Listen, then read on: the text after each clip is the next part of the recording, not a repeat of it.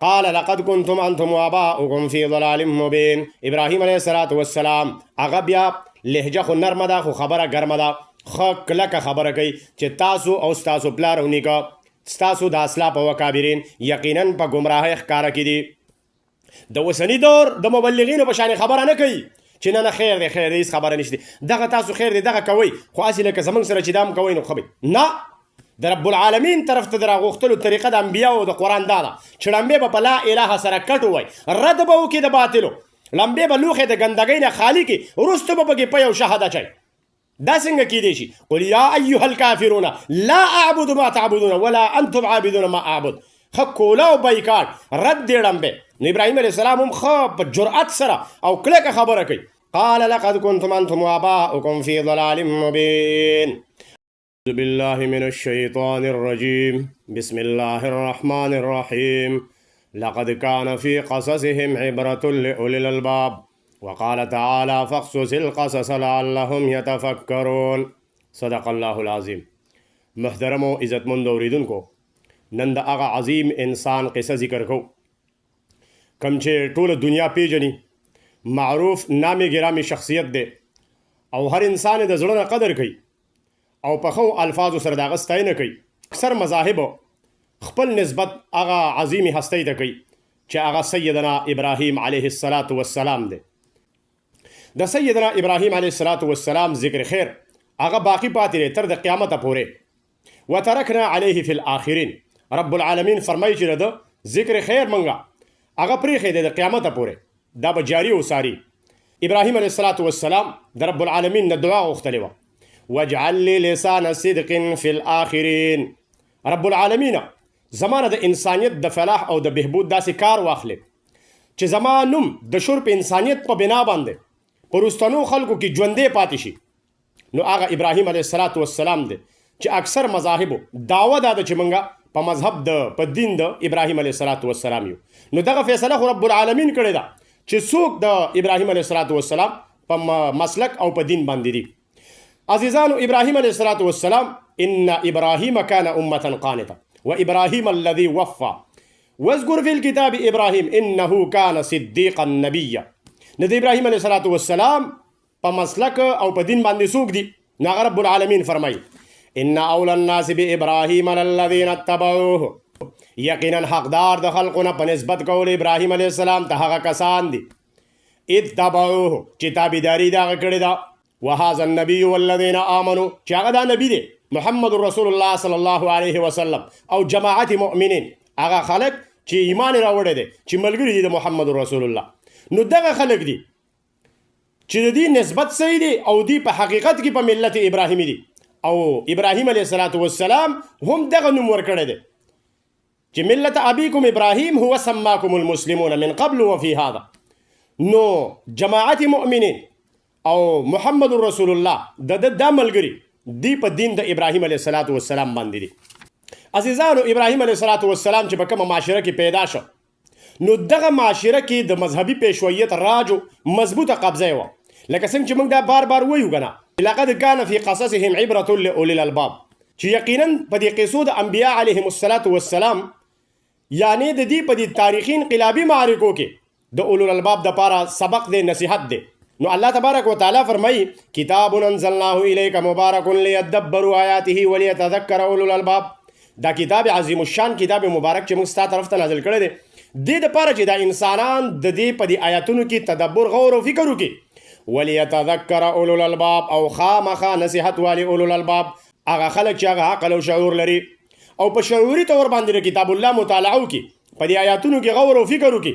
نو د خپل معاشرې د ستونزو او د مشکل د حل په تلاش کې نو لازمي به دې ته سبق او نصیحت او حل د هغې میلاویږي چې د هر نبي د دور د معروضي حالاتو جایزه واخیستی شي چې په دغه وخت کې سماجي، معاشي او سیاسي کم نظامو بنیادي طور خو هر ماحول هغه طبقاتي، خو چې دا پکې وکتلی شي چې طاقتور عنصر پکې کم یو دی، مذهبي پیشویت دی که رواجي قیادت دی. نو د ابراهیم علیه السلام معاشره په هغې کې د مذهبي پیشویت راجو او د وخت دغه بادشاه او دغه رواجي قیادت دا عاجز او تابعدارو د مذهبي پیشویت مخې ته. نو په داسې معاشره کې بنیادي کردار چې دی هغه د شرک د عقیدې دلته کې لوټ کسوټ هغه په نوم د الله او د الله د رسول په نوم باندې کیږي. دلته کې دغه مذهبي پیشویت داسې قوانین وضع کړي چې په هغې سره د انسانانو د مال جان او د عزت د هغې پامالي کیږي. خو دغه انسانان مطمئني په دې خبره باندې، ځکه چې دوی ته داسې مذهبي قوانین جوړ کړي چې په هغې سره دوی مطمئني او د دین د عقل او د شعور د ماده هی ختمه کړي. دی کې دا ضمیر مړ شوی، لکه د دې د عقل او شعور دی معطل کړی، دی بې حسه کړی. دلته د دې سره چې څومره ظلمونه کیږي د دې نسبت دی الله ته کوي، وایي دا ټولې د تقدیر فیصلې دي او دا به د الله داسې خوښوي. د دې توجه د دغه وخت ظالم حکمران جابر بادشاه وډیر چودري طرف ته نه راګرځي، بلکې وختن په وختن مذهبي پیشویت د دې ذهن سازي په دې طریقه باندې کوي چې دا چې څه کوي نو دا الله کوي. محترمو، نو په داسې معاشره کې د ټولو نه اول د شرک په دې عقیده باندې په علمي بنیاد سره مضبوطه حمله پکاري او دغه په اواز د لا اله الا الله سره ده چې په لا اله سره د بغاوت اعلان دی، د بیزارۍ اعلان دی، د هر قسمه د سیکولر نظام نه او د سیکولر جوړ کړی شوي قوانینو او د هغو د مشرانو نه، د هر قسم تا د مذهبي پیشویت نه او د هغو د جوړ کړی شوو قوانینو نه، دغه شانې د سردارانو ملکانانو وډېرګانو د دې ټولو نه د بیزارۍ اعلان دی. په الا الله سره بیا د رحمان او د رحیم د نظام د قیام دپاره جد و جهد او د هغې دپاره عهد کول دی. نو د رجیمي نظام نه بایکاټ دی په لا اله سره، په الا الله سره بیا اثبات دی د رحمان او د رحیم نظام د نظام ربوبیت دپاره هغه د جد و جهد وعده کول دی. محترمو، په داسې معاشره کې په عقل او شعور باندې مکمل طور باندې پابندي، دلته چې څوک د اسلافو او د اکابرینو په نقش قدم را باندې رواني دغه معیار د دین ګڼي او دغه انسان قدر او عزت هغه په دې معاشره کې ډیر زیاتی دی بزرګ او متقي ګڼلی شي. او کوم انسان چې انحراف وکړي د اکابرینو او د اسلافو نه، نو دته زندیق، ملحد، مرتد وغیره ډیر شی دا نومونه ورته ورکړي، دا فتوی پې جاري کړي، واجب القتل وګرځي او یها تک چې بیا یې شهید کړي. نو د مخکې نه دا خبر را روانه ده، تاریخ په دې ګواه دی، قرآن په دې ګواه دی چې انبیا علیهم الصلاة والسلام ته هم دقه خبره شوې ده چې نحن وجدنا علیه آباءنا، چې موږ پلار او نیکه په دې موندلی دي. دا خو تا د اسلافو دین پرېښی دی، ته بې دینه شوی، نبي د وخته به یې سوي، ته بې دینه شوی، ته بې لارې شوی، تا د اسلافو او د اکابرینو لار پرېښې ده. اصلاتک تأمرک ان نترک ما یعبد آباءنا، ستا مونځ تا ته دا خبرې کوي، مونځ ځان له کوه که نه، روژه او حج ځان له کوه که نه، په دې خبره خو زموږ ستا سره اختلاف نشته. خو ته دا د نظام خبره چې کوي، ته چې دا قصه کوي، نو دا خو ګوره دا خبره زمونږ د پلار او د نیکه د اسلافو د اکابرینو د هغو نه را روان دین دا دی، تا دین بدل کړی دی. تو لحاظ انبیا به هم ډېر په بېدردۍ سره قتلول. نو دغه د مذهبي خلکو دا د مرتد دپاره د قتل دا سزا په د خپل مذهبي کتابونو کې داخله کړې ده او دا د ټولو نه اول په تورات کې دي ذکر کړې ده، لیکلې ده، درج کړې ده. دغه شانې د شادي شده زانی دپاره د رجم سزا دا مغو لیکلې ده، دارنګې د وعدې د ماتولو والا دپاره د قتل سزا دا مغو لیکلې ده، مختلف قسم سزاګانې دا بیا راغلي دي په اسلام کې مجوسو عامې کړي دي. محترمو، په مذهب کې په دې وجه باندې په عقل او شعور پابندي ده. کچری دلته د عقل او شعور ته اجازت ورکړل شي نو د مذهب ستیاناس کیږي، د مذهبي پیشویت بیخکلي کیږي، هغو ته چې کوم مراعات او کوم عزت او کوم د دنیا د اغراض او مقاصد چې د هغو حاصلی نو د دې ټولو بیخکلي کیږي، نو دا ختمیږي. تو لحاظه دلته کې په عقل او شعور پابندي ده په مذهب کې، د دې دپاره چې بیا به د انسانان د مذهب نه بیزاره شي. په دین د رب العالمین کې په عقل او شعور پابندي نه ده، بلکې بار بار اپیل کوي عقل او شعور ته. افلا يتدبرون افلا يتفکرون افلا تعقلون لعلكم تعقلون لعلكم تتفكرون يا اولي الالباب افلا يتدبرون القرآن ما على قلوب اقفالها. رب کریم فرمائی اے تاسو تدبر و غور و فکر ولې نه کوئ په دې قرآن کریم کې، ولې ستاسو زړونو ته ټالې لګېدلې دي؟ رب العالمین فرمائی چې تاسو غور و فکر د عقل او سوچ او د تدبر په شعوري طور باندې د کتاب الله مطالعه وکړئ. افلا يتدبرون القرآن ولو كان من عند غير الله لوجدوا فيه اختلافا كثيرا. تاسو په دې کې اختلاف کثیر موندلی په داخلي قوانینو ضوابطو آیاتونو د دې کتاب الله کې او په خارج کې د دین فطرت سره به د ټکراو او اختلاف به. نو تاسو په دې کې محققانه او تنقیدي مطالعه ولې نه کوئ؟ نو تو لحاظه رب العالمین بار بار عقل والو ته اپیل کوي، عقل ته اپیل کوي او صلاحیت لري دا کتاب الله چې بار بار دی عقل ته اپیل کوي، وایي تاسو موازنه وکړئ د رب العالمین د دې رالیږلی شوي کتاب د دین فطرت سره، د کتاب فطرت سره. نو هر یو حکم، هر یو قانون هغه به بالکل په خپل ځای باندې برابر یو اټل وي. په هغې کې د وخت په تېرېدو سره هیڅ قسم ته تبدیلي نه راځي، دا د ځانه جوړ کړی شوي قوانین نه دي. ما کان حدیثا یفترا دا د ځانه جوړې کړې شوي خبرې نه دي چې د وخت په تېرېدو سره به په دې کې فرق راشي. نه، دا د هغه ذات قوانین دي چې هغه اول هم دی آخر هم دی، هغه علیم او حکیم دی په مستقله توګه باندې. نو دا قوانین هغه جوړ کړي دي اول نه والا تر ابده همیشت هغه یو شان علم لري. دارنګې د شپې د ورځې د رڼا د تیارې د وخت دا په نسبت د انسان سره دي. الله رب العالمین ته ټول هر څه یو شان دي، شپه ورځ رڼا تیاره وخت الله رب العالمین ته یو شان دي. نو هغه داسې قوانین جوړ کړي چې په هغې کې هیڅ قسم ته تبدیلي نه راځي او رب العالمین وایي زه پکې تبدیلي نه راولم. لکه وروسته به دې قصه کې ذکر کېږي چې ابراهیم علیه السلام یې اور ته اچولې 6 میاشتې لرګي جمع کړو. الله رب کریم د خپل قانون هغه خلاف نه کوي. ابراهیم علیه السلام دغسې اور ته نه دی اچېدلی، دا اور سیزل کوي، دا پیدا کړی رب العالمین د سیزلو دپاره دی. نو الله د خپل قانون خلاف ورزي نه کوي، کوم قانون چې پیدا کړی دی د دې خلاف نه کوي. نو دا قانون فطرت دی چې کله ته اور ته دانګې نو اور به تا سیزي. په دې خو رب العالمین قادر دی چې اور ګلې ګلزار کړي، د اور نه باغ رخ کړي، خو قانون نه دی او د قانون خلاف ورزي رب العالمین وایي زه په خپله کوم نه. ولن تجد لسنت الله تبدیلا ولن تجد لسنت الله تحویلا. په دې به په خپل ځای باندې خبره کېږي. محترمو، ابراهیم علیه السلام هم په داسې معاشره کې پیدا شو. ابراهیم علیه السلام چې د معاشرې په دې معبودانو باندې دي، په دې تراشیده بوتانو باندې، په دې سپوږمۍ ستورو او نور باندې چې دوی ته الهه راښ کړي دي، ابراهیم علیه السلام پکې سوچ کوي، غور او فکر کوي چې په کوم بنیاد سره د دې نه دې انسانانو الهه جوړ کړي دي او دوی عبادت کوي او په دې باندې راغونډېږي. ابراهیم علیه السلام په دې کې غور او فکر کوي. نو فلما جن علیه اللیل رأى کوکبا قال هذا ربي فلما افل قال لا احب الافلین. په دې سوچ و بچار کې دی چې تیارې دې پټ کړه د شپې، د ستوري ولید، وایي هذا ربي، دا زما رب دی، یعنی دا کیدی شي رب، دا زما رب دی. فلما افل قال لا احب الافلین. کله چې دی پناه شو وایي زه نه کوم د پناه کېدونکو سره محبت نه کوم. فلما رأى القمر بازغا قال هذا ربي فلما أفل قال لئن لم يهدني ربي لأكونن من القوم الضالين. کله چې سپوږمۍ چمکتا هوا پړقېدونکې ښکاره شوه، وی هذا ربي، دا زما رب دی، آیا دا زما رب دی. فلما افل کله چې هغه پناه شوه قال لئن لم يهدني ربي لأكونن من القوم الضالين. وی که چرې زما رب زما رهنمایي نه وی کړې، ما ته هدایت نه وی کړې، لاکونن من القوم الضالین، نو خامخا زه به هم د قوم ګمراه نه وم. ابراهیم علیه السلام چې کله په اجرام فلکي او ارضي کې فکر او سوچ او تدبر او غور کوي، نو بیا دا وایي چې لئن لم یهدني ربي لاکونن من القوم الضالین. نو رب العالمین هم د سره رابطه کوي. فرمایي رب العالمین اذ قال له ربه اسلم قال اسلمت لرب العالمین. اذ قال له ربه اسلم، کله چې د ته وویل د رب اسلم ته مسلمان شه، تابعدار شه. قال اسلمت لرب العالمین، دی وایي زه رب العالمین ته تسلیم یم، مسلمان یم. انی وجهت وجهی للذي فطر السماوات والارض حنیفا وما انا من المشرکین. وایي زه په یکسویۍ سره د هر طرف نه راګرځېدونکی یم، صرف یو رب العالمین طرف ته زما توجه ټوله دغه یو طرف ته ده او زه د مشرکانو نه نه یم. الله تبارک وتعالی فرمایي ولقد آتینا ابراهیم رشده من قبل وكنا به عالمین. منګه ابراهیم علیه السلام ته د بچپن نه فهم سلیم ورکړو، دته منګه عقل او شعور ورکړو، دا صلاحیت مو دته ورکړو. وكنا به عالمین، منګ د په حالات باندې خبردارو. وكذلك نري ابراهيم ملكوت السماوات والارض وليكون من الموقنين. او دارنګ منګه ابراهیم علیه السلام ته حقایق د اسمانونو او د ځمکې وښودل، وليكون من الموقنين، د پاره دې چې د یقین خالص شي او جوړ شي. نو ابراهیم علیه السلام په شعوري طور باندې ایمان راوړی دی په رب العالمین باندې. په کائنات کې سوچ وکړه، په دې ټول هر څه باندې سوچ غور او فکر تدبر کوي، د رب العالمین طرف ته متوجه کېږي، رب العالمین د سره رابطه کوي. ابراهیم علیه السلام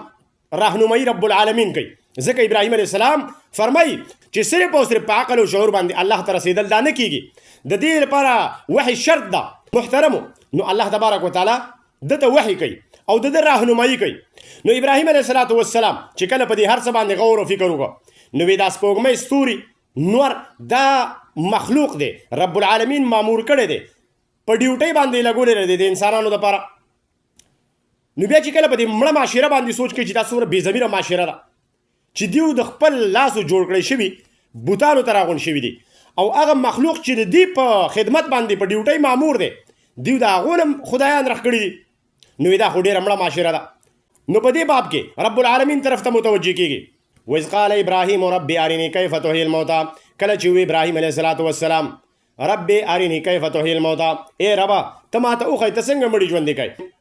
قال اولم تؤمن الله تبارک وتعالى فرمای ولې ستا ایمان نشته؟ قال بلا ولكن ليطمئن قلبي ولې نه یا ربا زما یقین دی ولكن ليطمئن قلبي لیکن زه ځان په شعوري طور باندې مطمئن کول غواړم. قال فخذ اربعه من الطير فصرهن اليك نو ته بیا څلور مارغانو نسه فصرهن اليك بیا هغه د ځان سره مانوس کا عادت کا ثم جعل على كل جبل منهن جزءا ثم ادعوهن ياتينك سايا بیا د دینو یو یو په جدا جدا غر باندې کینوا ثم ادعوهن ياتينك سايا بیا دې ته आवाज ورکا هغه आवाज چې تا به مانوس کړی دی عادت کړی دی یاتينك سايا نو دی بتا د منډه راځي ته داسې تربیت د دی وکا داسې مانوس کا نو دا د غره زنګل دغه پرنده جانور دی چې کله داسې پوي شي نو ته په دې خبره ځان پوي کا چې داسې به دا انسانان دیو به مانوس شي چې کله ته دې ته په حکمت او بصیرت په محبت سره دعوت د رب العالمین طرف ته ورکې نو دی به مانوس شي. نو په دې طور باندې په شعوري طور باندې ابراهیم علیه السلام هغه مطمئن کو. نو ابراهیم علیه السلام خو د وخت د ټولو نه د غټ پیشوا چې آزر نوم دی چیف اف سټیټ دی د مذهبي امور مشر دی دغه بچی دی. نو په دې رو سره د مکالمه کیږي د وخت د بادشاه د نمرود سره چې نمرود د دې تپوس کوي چې ستا رب څوک دی ځکه چې د دې ملک رب زیمه خلک خو ما رب مني او زه اوتار یم د نور چې خلک د نور پوجا کوي زه د هغې اوتار یم خلک خو ما تم رب وي او زه په خپل هم ځان رب ګڼم و ستا رب څوک دی؟ قال ربي الذي يحيي ويميت ابراهيم عليه السلام فرمایي زما رب هغه دی چې هغه ژوندي کول او مړه کول کوي. قال انا احيي واميت زه مړه کول او ژوندي کول کوم. قال ابراهيم فان الله ياتي بالشمس من المشرق فات بها من المغرب فبهت الذي كفر والله لا يهدي القوم الظالمين. عزیزانو په دې مستقله خبره شوې ده مخکې په درس کې په تفصیل سره په دې ځای باندې ډېر ښه مزیدار بحث شوی دی. محترمو ابراهیم علیه السلام چې د کله دا جواب ورکړ چې زما رب د مشرق نه نور راوباسي په مغرب پناه کوي ته په دې خپل مملکت کې د مغرب نه راوخېجوه په مشرق پناه کا نو فبهت الذي كفر کافر هغه چوپ پاتې شه. ابراهیم علیه السلام بیا راګرځي خپل قوم او خپل پلار ته دعوت ورکوي. اذ قال لأبيه وقومه ما هذه التماثيل التي انتم لها عاكفون. نو ابراهیم علیه السلام خپل پلار او خپل قوم ته وایي ما هذه التماثيل التي انتم لها عاكفون څه دلیل دی ستاسو سره په دې شکلونو باندې چې تاسو په دې باندې راغونډ شوي په مستقله توګه باندې تاسو د دې عبادت کوئ پوجا هم شروع کړې ده تاسو سره په دې باندې څه دلیل دی؟ نو دی څه وایي قالوا وجدنا آباءنا لها عابدین منګه په دې باندې خپل پلار او نیکه موندلی دی چې هغو به د دې عبادت کوو بس دا دلیل د اسلاف او د کابرینو طریقه دروره ته پکې څنګه نوې خبرې کوي. قال لقد كنتم انتم واباؤكم في ضلال مبين. ابراهیم علیه السلام هغه بیا لهجه خو نرمه ده خو خبره ګرمه ده ښه کلکه خبره کوي چې تاسو او ستاسو پلار او نیکه ستاسو د اسلاف او کابرین یقینا په ګمراهۍ ښکاره کې دي. د اوسني دور د مبلغینو په شان خبره نه کوي چې نه خیر دی خیر دی هېڅ خبره نشته دغه تاسو خیر دی دغه کوئ خو هسې لکه زموږ سره چې دا هم کوئ نو ښه نه د رب العالمین طرف ته د راغوښتلو طریقه د انبیاو د قرآن دا ده چې لمبې به په لا اله سره کټ ووایي رد به وکړي د باطلو لمبې به لوښې د ګندګۍ نه خالي کړي وروسته به پکې په یو شهد اچوي دا څنګه کیدی شي؟ قل یا ایها الکافرون لا اعبد ما تعبدون ولا انتم عابدون ما اعبد ښه کوله او بایکاټ رد دی لمبې. نو ابراهیم علیه السلام هم ښه په جرأت سره او کلکه خبره کوي. قال لقد كنتم انتم واباؤكم في ضلال مبين او خبره کلکه کوي مخکې د بادشاه سره هم مکالمه شوې ده دلته د پلار او د قوم طرف ته چې کله مخاطب دی. قالوا اجئتنا بالحق ام انت من اللاعبین. دا قوم ورته څه وایي دا خو څه ناشنا غونې خبره ده په داسې معاشره کې او داسې خبره کول وایي دا تا حق راوړی دی دا خبره ته په رښتیا کوي ام كنت من اللاعبین یا چې ته ګپ لګوي ټوکې کوي لکه استهزاء دا خبره کوي. قال بل ربكم رب السماوات والارض الذي فطرهن وانا على ذلك من الشاهدين. دلته بیا اثبات د حق د رب العالمین د توحید اثبات په دې ځای باندې چې قال بل ربكم رب السماوات والارض بلکې ستاسو رب چې دی هغه رب د اسمانونو او د ځمکو دی الذي فطرهن هغه ذات چې دی په اول ځل باندې پیدا کړی دی وانا على ذلك من الشاهدين زه تاسو ته په دې باندې د خبر درکوونکی یم. وتالله لاکیدن اصنامکم بعد ان تولوا مدبرین او قسم په الله دی زه به خامخا تدبیر جوړوم ستاسو له دې بوتانو بعد ان تولوا مدبرین وروستو له دې نه چې تاسو وګرځئ شا کوونکي فجعلهم جزازا الا کبیرا لهم نو پس ویې ګرځول دا بوتان ټوکړې ټوکړې دا بوتان یې خس خس کړه الا کبیرا لهم مګر غټ د دینه هغه یې پرېښودو لعلهم الیه یرجعون د پاره د دې چې دې په دې باندې راوګرځي رجوع کي په دې غټ بوت باندې قالوا من فعل هذا بآلهتنا انه لمن الظالمين وی دا کار چا کړی دی زموږ د دې خدایانو الهو سره انه لمن الظالمین یقینا دغه انسان د ظالمانو نه دی قالوا سمعنا فتى یذکرهم نو دی وی اورېدلې دی منګه د یو ځوان نه یذکرهم چې د دې ذکر به کو مطلب د دې به بد وي د دې خدایانو زموږ د دې بوتانو به بد وي یقال له ابراهیم چې هغه ته ویلی شي ابراهیم قالوا فاتوا به على اعین الناس لعلهم یشهدون نو دی وی راولئ هغه لره على اعین الناس د انسانانو د سترګو مخې ته لعلهم یشهدون د پاره د دې چې دی تماشا وکړي یعنی داسې تدبیر دی جوړ کړه چې ابراهیم علیه السلام دلته کې منګه هغه ذلیله کو داسې چال هغه ته جوړ کو چې هغه منګه مختورن کو او راګیر کو په خپل چال کې خو ابراهیم علیه السلام ته الله رب کریم جرأت ورکړه نو مخکې تاسو وورئ خو بیا مسلمانانو باندې افسوس دی ابراهیم علیه السلام خو د وخت دغه کافر چپ کړه هغه شرمنده کړه هغو سره خو جواب رک خو د نن دور مسلمانانو د کافرو په ځای جوابونه کړي تاسو یې وورئ نو د حیرانتیا خبره ده نو ابراهیم علیه السلام راغی مخامخ شه قالوا انت فعلت هذا بآلهتنا یا ابراهیم نو دی ورته وایي انت فعلت هذا بآلهتنا یا ابراهیم ای ابراهیم دا کار تا کړی دی زموږ د الهو سره زموږ د خدایانو سره دا کار تا کړی دی قال بل فعلوا کبیرهم هذا فاسألوهم ان كانوا ينطقون وی ابراهیم علیه السلام وی بل فعله کبیرهم هذا بلکې دا دی لوی بوت کړی دی هذا چې دا دی فاسألوهم ان كانوا ينطقون تاسو تپوسو کوئ د دین ان كانوا ينطقون که چېرې دی خبرې کوي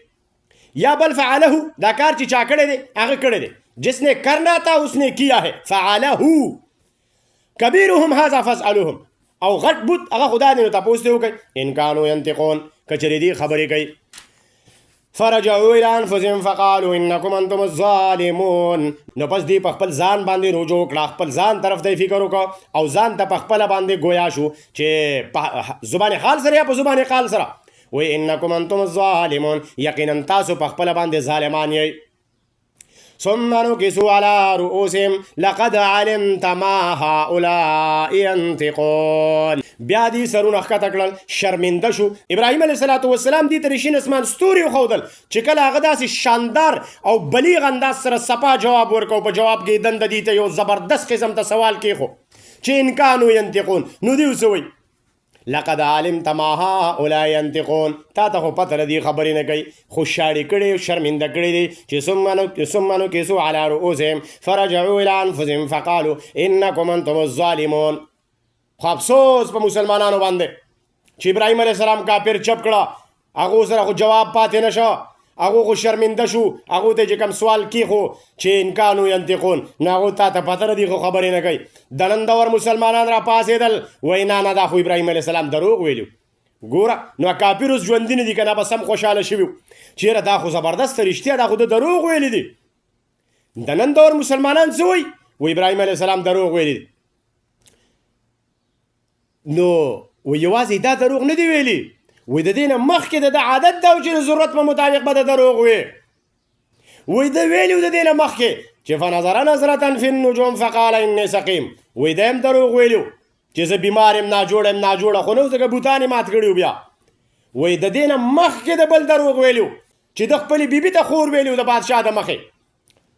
چې دا زما خور ده محترمو په دې خبره باندې غور او فکر وکئ چې رب العالمین فرمایي انه کان صدیقا نبیا دا سچا پیغمبر دی دا باطل پرست چې کوم لږ غوندې خلک دی را پاسي او هغه کافرو له جواب نه ورته دی ول نن جوابونه تیار کړه او را پاسېدل د ابراهیم علیه السلام توهین کوي په یو عجیبه انداز سره یې کوي محترمو واورئ دا حدیث دا چې څومره روایت کړی شوی دی دا د مجوسو جوړ کړی شوی روایت دی ځان پې پویوئ په خبره باندې د بادشاهي وخت مخې ته چې ابراهیم علیه السلام اقرار کوي چې دا زما خور ده، نو بادشاه وقت هغه خو بیا حق بجانب دی چې د دې سره نکاح وکړي،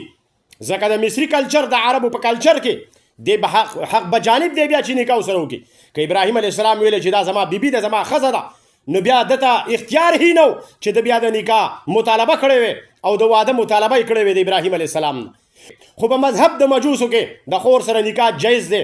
بلکې د ټولو نه افضل نکاح هغه د خور سره دی. د دې په مذهب کې دی وایي چې د ټولو نه اول ضرورت هغه د مور پوره کول دي، بیا د خور پوره کول دي. د ټولو نه غټ ثواب هغه دا دی چې د خور ضرورت پوره کړي او د هغې سره نکاح وکړي او د مور سره نکاح وکړي.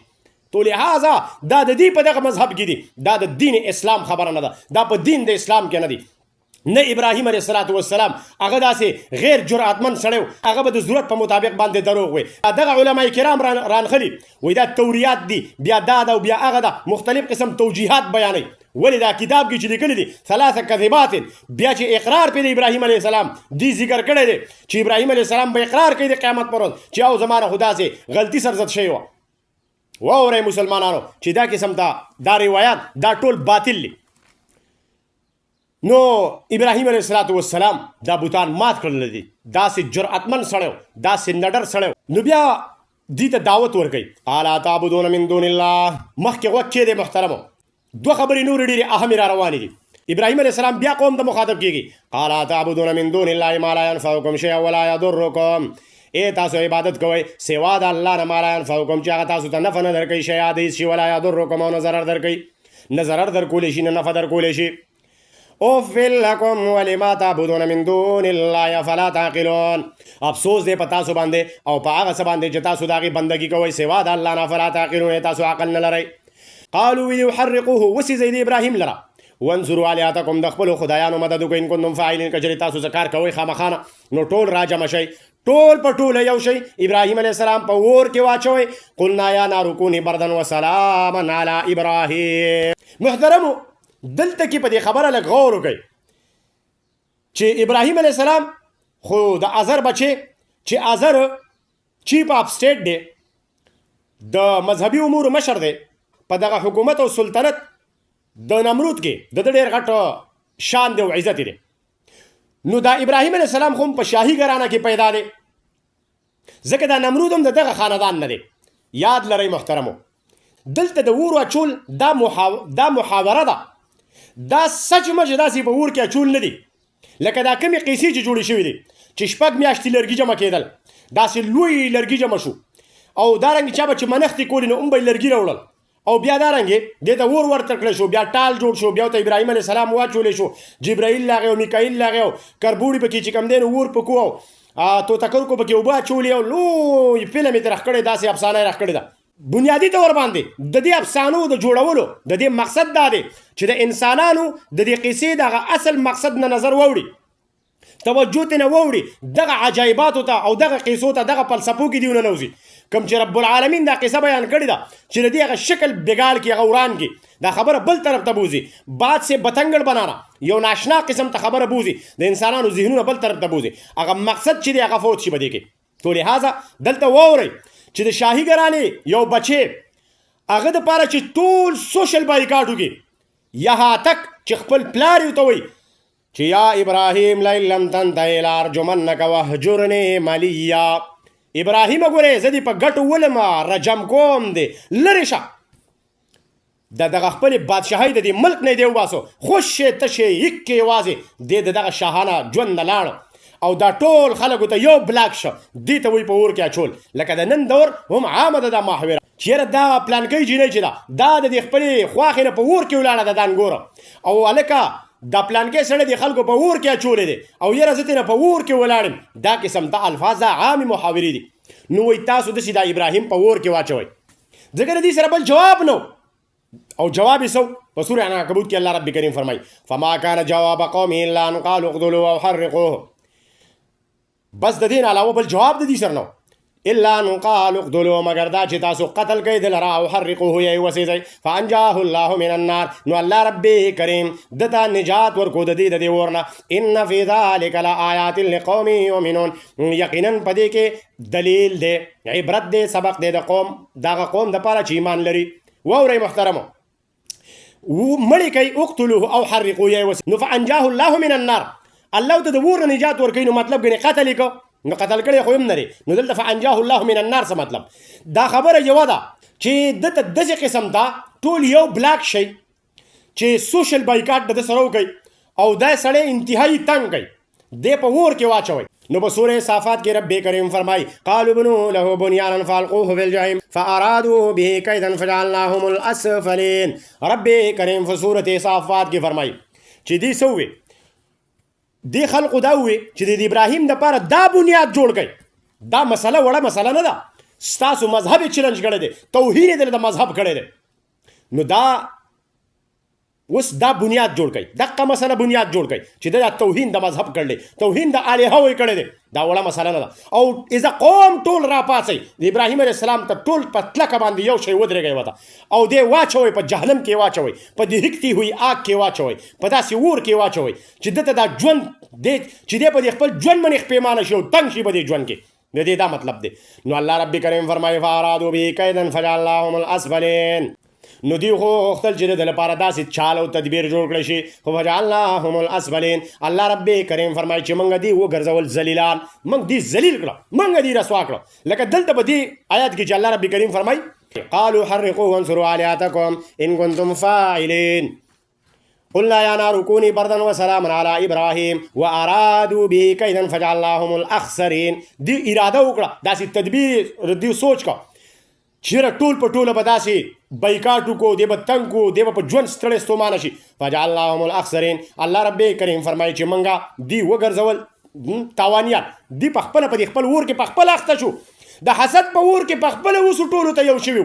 که نن څوک دا خبره کوي چې نه دی د خپل حسد په اور کې په خپله وسوه ابراهیم علیه السلام ته الله نجات ورکړی د دې دغه حسد د اور نه د دې دغه سوشل بایکاټ نه ابراهیم علیه السلام هجرت کړی نو دا خلک اوس نن سوځي بیا په دې خبره دی په اور کې اچېږي چې نه هغه خو یې اور ته اچولی وایي الله قادره نه دی چې په اور کې بچ کړي نو ولې الله په دې قادره نه دی چې د دې دغه اور نه اول بچ کړي او په هجرت طرف ته راهنمایي وکړي لکه مخکې په قرآن کریم کې چې الله بیانوي نو ابراهیم علیه السلام دلته کې دې خبرې نه رستو فرمایي فما كان جواب قومه الا ان قالوا اقتلوه او حرقوه فانجاه الله من النار نو ابراهيم عليه السلام فرمایي وقال انما اتخذتم من دون الله اوثانا موده بينكم في الحياه الدنيا ثم يوم القيامه يكفر بعضكم ببعض ويلعن بعضكم بعضا ومأواكم النار وما لكم من ناصرين ویل ابراهیم علیه السلام یقینا جوړ کړی دی تاسو د الله نه سوا نور معبودان د پاره د دوستانه د محبت په منځ تاسو کې په ژوند د دنیا کې ثم يوم القيامه يكفر بعضكم ببعض بیا په پرواز د آخرت باندې انکار وکړی تاسو ځنې د ځنو نه ويلعن بعضكم بعضا او لعنت به تاسو وکئ په یو بل باندې بعضې په بعضو باندې ومأواکم النار وما لكم من ناصرین ستاسو ځای هغه اور دی او ستاسو دپاره هېڅوک مددګار نشته یاد وساتئ تاسو چې کوم اور ماته تدبیر جوړ کړه ټول په ټوله یو شوئ چیرې دی به په ژوند ستړی ستومانه کړو نو زه خو الله ما ته خو الله نجات راکړه دا اوس وینئ دا جواب په سورې عنکبوت کې ابراهیم علیه السلام دې ته ورکړی دی چې ما ته خو الله نجات راکړه ستاسو دغه د حسد او د سوشل بایکاټ د دغه اور نه خو ستاسو ته نجات نشته زما د رب د ورکړی شوي اور نه تاسو هلته بیا ستاسو هېڅوک مددګار هم نشته تاسو به بیا په هغه اور کې خامخا نه سوځئ محترمو دا خبره په سر کې کېدی خلک به دا وایي چې ولې الله قادر نه دی چې ابراهیم علیه السلام نه په اور کې دنده بچاو ورکړي حفاظت وله ورکړي او بچي کړي اورو ته ګلې ګلزار کړي موږ وایو بلکل لکه څنګه چې مخکې بیان شو الله قادر دی خو په خپل قدرت سره د خپل قانون خلاف نه کوي دا یاد وساتئ په دې باندې دلیل واورئ رب العالمین فرمایي ان الله لا يخلف الميعاد رب العالمین د خپلې وعدې خلاف نه کوي ان العهد كان مسؤولا دا الله چې بل د وعدې تپوس کوي په خپله هم د خپلې وعدې په خپله پابند دی ځکه ولن تجد لسنة الله تحویلا لا مبدل لكلماته وهو السميع العليم فلن تجد لسنة الله تبديلا ولن تجد لسنة الله تحويلا وما يبدل الله القول لدي وما أنا بظلام للعبيد دا دین فطرت دی چې اوبه به ډوبول کوي اور به سیزل کوي نو دا قانون د رب العالمین دی دا دین فطرت دی چې اور به سوځول کوي اوس دلته کې قانون الله خپل نه ماتوي نو دا اور نه دی چې لکه دا کوم چې بیانېږي د افسانې چې جوړې شوي دي بلکې دا اور دغه دی چې الله رب کریم ابراهیم علیه السلام ته نجات ورکړه نو محترمو ابراهیم علیه السلام باندې لوط علیه السلام ایمان راوړی دا د واره دی بیا دیو هجرت کوي فآمن له لوط قال اني مهاجر الى ربي انه هو العزيز الحكيم قال اني ذاهب الى ربي سيهدين دی روانیږي او هجرت کوي فلسطین طرف دا نو په لاره کې هاجره بیبي هغه هم الله رب کریم دته ورکوي دې دعا کوي چې رب هب لي من الصالحين فبشرناه بغلام حليم نو الله رب کریم دته دغه صبرناک غلام ورکو غلام حلیم او غلام علیم هغه بیا اسحاق علیه السلام دی غلام حلیم اسماعیل علیه السلام دی نو دی راله فلسطین ته چې سرسبز و شاداب علاقه ده دوه بیبیانې دي ورسره سارا بیبي ده هاجره بیبي ده او د هاجرې بیبي دغه بچی اسماعیل علیه السلام دی نو دی پیدا شو دی لوی شو دی تر دې حده راورسېد چې فلما بلغ معه السعی قال یا بنی انی ارى فی المنام نو چې کله دی د کار کسب شو د پلار سره نو دی ابراهیم علیه السلام وی بچی زه تا خوب کینم چې زه تا علالومه فانظر ماذا ترى ستا څه رایه ده قال یا ابت افعل ما تؤمر بابا تا ته چې کوم اډر دی کوم حکم دی افعل بس هغه کار وکړه ستجدنی ان شاء الله من الصابرین خامخا ته ما بیا به ان شاء الله د صبر کوونکو نه فلما اسلم وتله للجبین پس هر کله چې دواړه تابعدار شو مسلمانان شو وتله للجبین او په څټ کې وو دا اسماعیل علیه السلام دې پړ مخې را پرې باسه پس مکه باندې وتله للجبین او پړ مخې را پرې باسه اسماعیل علیه السلام نو عزیزانو دا محاوره ده دا خبره په سر کې کېږدي ځان پې پوه کوي چې یوه بیبي په سرسبز و شاداب په باغونو او چینو کې پاتې کېږي د فلسطین په دغه ځمکه کې چې نن هم هغه هغسې ده بله بیبي هغه دغه د شګو او خشکه دشته بیابان ته بچې او بیبي بوځي نو ووایي دا ذبحه کول دي که نه په نن دور کې لکه تاسو سوچ وکئ چې د سړي دوه ښځې یوه ښځه په سوات کالام کې په دغه بهترین علاقه کې چې سرسبز و شاداب هر قسمه میوې پل پروټ موسم په لحاظ سره ونې او هر قسمه انسانان ماحول معاشره بله بیبي د تر دغه خشکې شګې ته بوځي او په دغه دشته کې کښېنئ نو دا خلک به څه وایي چېرې دا خو یې داسې کړله څټ د غاړې ووال دا یوه بیبي خو یې د څټ د غاړې حلاله کړه دا بچی سره د دې مور یې د څټ د غاړې حلال کړه دا خو یې په څټ کې ووال دا خو یې ذبحه کړه او ګوره دا بله بیبي چې دا خو نو دلته ماحول هم جوړ شوی چې هاجره بیبي څه وایي یاره په مرګ خوشحاله یم په خشک او په دشته کې خوشحاله یم خو دلته کې ژوند نه تېروم ځکه چې بنو سره یو بن یو ځای ژوند هغه نه تېروي ماحول ته جوړو ذهن سازي د اول نه هم شوې وه بیا چې کله دوی لاړل دغلته نو الله رب کریم فرمایي فلما اسلم وتله للجبین بیا چې دا پلار تیار شو او بچې تابعدار شو دواړه دې خبرې ته سر کېښو چې او بچې یوازې په دې بیابان کې په دې دشته کې په جدایۍ باندې خوشحاله شو پلار هم د ده نه په دې جدایۍ باندې خوشحاله شو وتله للجبین دې ته څه وایي محاورتن چې دی څه په سټ کې وو هغې باندې راضي شه په دې جدایۍ باندې نو دا ډېره غټه خبره ده نو رب کریم فرمایي ونادیناه ای یا ابراهیم آواز وکړو موږ ته ابراهیمه قد صدقت الرؤیا انا کذلک نجزي المحسنین یقینا تا خپل خوب رښتیا کو او دارنګې بدله ورکوم موږ محسنینو ته دا خو خوب او د خوب تعبیر چې تا څنګه وویستو چې بچی دې بوتو دشتې ته دې بوتو دغه ځای کې نو دا چې تا کومه طریقې کار وکړو دا راهنمایي دې ته موږ درکړه ستا په اړه کې موږ واچوله دم د وحي په ذریعې سره موږ ستا راهنمایي وکړه په دې کې او قد صدقت الرؤیا تا یقینا د دې هغه تصدیق وکړه د دې خپل خوب او دقه شانې بدله موږ ورکو انا کذلک نجزي المحسنین دارنګې بدله موږ نیکوکارو ته ورکو چې تا ته موږ بیا په ړه کې واچوله ستا د دې خوب دا تعبیر چې دا سچ مچ علالول نه دي دلته کې خو دې ووایي چې سترګې ځکه ابراهیم علیه السلام پړ مخې واچو څوک خو څاروی د څټ د غاړې نه لالی خو د اسماعیل ځکه د څټ د غاړې پرېواسو چې لکه بچی دی چېرې ترسې پرې رانه شي نو دلته خو سترګې هم تړل وي هغه هم تړل وي ده هم تړل وي داسې فضول قیسې دي نو دلته الله وایي چې موږ دته چې موږ ستا راهنمایي وکړه د دې خوب په تعبیر کې چې تا بچی داسې پرېښو په دشته بیابان کې جدایي دې وکړه نو دا موږ تا ته په اړه کې اچولې وه ولې دا د ځانه ابراهیم علیه السلام بچی بوت هلته یې پرېښو دا د کومې خبره ده نو الله وایي چې دقه انا کذلک نجزي المحسنین ان هذا لهو البلاء المبین یقینا دا ډېر لوی ازمایش او امتحان وفدیناه بذبح عظیم او موږ فدیه ورکړه د پلوی قربانۍ سره یعنی پلار د خپل بچی لره په خوشي بیابان کې پرېښودل دا ډیره لویه قرباني وه چې دا بچی هم په دې راضي کېږي پلار هم په دې راضي کېږي فلما اسلم وتله للجبین چې دې دواړه راضي کېږي په دغه دشته کې په دې پاتې کېدلو باندې دا بچی او پلار په جدایۍ باندې او خوش یې پرېښودل د بچي نو وفدیناه بذبح عظیم منګه فدیه ورکړه د دې په لویې قربانۍ سره رب العالمین دا خبره کوي دا د خوب د تعبیر په دې طریقې سره ابراهیم علیه السلام ته الله رب کریم وښودو چې دا ښځه دا بچی هلته بوځه چې بواد غیر ذي زرع عند بیتک المکرم چې د دغه وادي غیر ذي زرعین کې دا بچی پرېږده د عزتمن کور په خوا کې نو دا ترتیب دا تدبیر دا ترکیب او دا قسم تر راهنمایي دا الله رب العالمین د ابراهیم علیه السلام وکړه خبره باندې ځان پوهوئ دوی وایي چې اسماعیل علیه السلام هغه ذبیح نه دی ګرځېدلی موږ دا خبره کوو چې اسماعیل علیه السلام هغه ذبیح ګرځېدلی دی او په دغه طریقه باندې چې ابراهیم علیه السلام دا خپل بچی په دغه دشته بواد غیر ذي زرعن کې خوش یې پرېښودو نو دا هغه ذبیح وګرځېد نو اسماعیل ذبیح الله دی د دې په دغه طریقه باندې چې دې کومه خبره کوي چې اسماعیل علیه السلام یې پړ مخې څملو بیا ګډ راغی هغه لال کړی شو تو لہذا د دغه خبرې هیڅ قسم تاردیز سره څه تعلق نشته دی بلکې دا ذبیح په دې طریقه باندې وګرځېد چې دی په خوشته او دشته کې پرېښو نو رب العالمین فرمایي وترکنا علیه فی الاخرین بیا د دې موږ دا ذکر خیر چې دی دا په راروانو انسانانو کې باقي پاتې کړه سلام علی ابراهیم